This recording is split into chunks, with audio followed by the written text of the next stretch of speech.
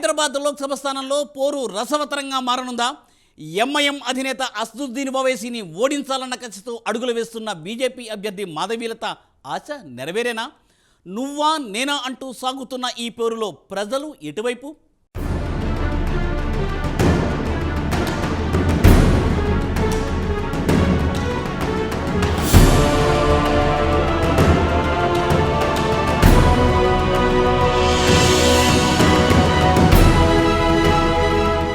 ఈసారి హైదరాబాద్ ఎంపీ స్థానంలో పోరు రసవత్రంగా మారుతోంది. బీజేపీ తరపున అనూహ్యంగా తెరపైకి వచ్చిన విరించి హాస్పిటల్స్ ఎండీ మాధవీలత పోటీ చేస్తోంది.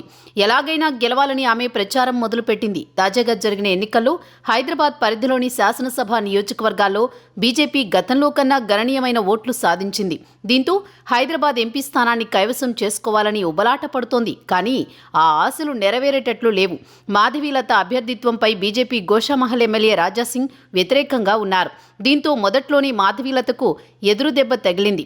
అది కూడా పార్టీ నేత నుంచి అయినా తన ప్రచారం తాను చేసుకుంటూ పోతోంది. బీజేపీ అగ్రనాయకత్వం ఆమెపై నమ్మకం ఉంచింది. గతంలో హైదరాబాద్ ఎంపీ స్థానంలో బీజేపీ గట్టిగానే పోటీనిచ్చింది. బద్దం బాలరెడ్డి లాంటి నేతలు ఎంఐఎంకు ధీటుగా పోటీనిచ్చేవారు.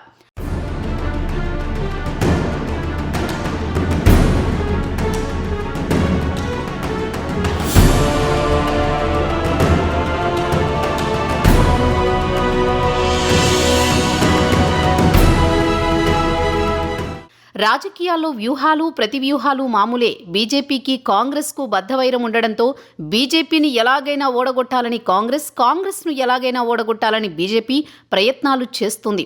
జాతీయ స్థాయిలో కూడా ఈ రెండు పార్టీల మధ్య ప్రధాన పోరు జరుగుతుంది.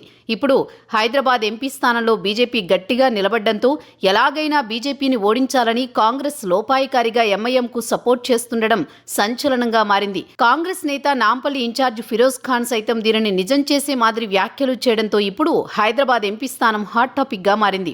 గతంలో కూడా ఏదో ఒక పార్టీ ఎంఐఎంతో లోపాయికారి ఒప్పందం పెట్టుకునేది. ఇప్పుడు కాంగ్రెస్ ఆ పని చేస్తోంది. దీంతో బీజేపీ అభ్యర్థి మాధవీలత గెలుపు కష్టంగా మారింది.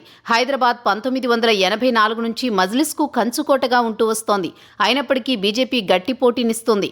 ఇప్పుడు మారిన సమీకరణాలతో బీజేపీ గెలిచే అవకాశాలు కనబడడం లేదు. చూడాలి మరి ఏం జరుగుతుందో.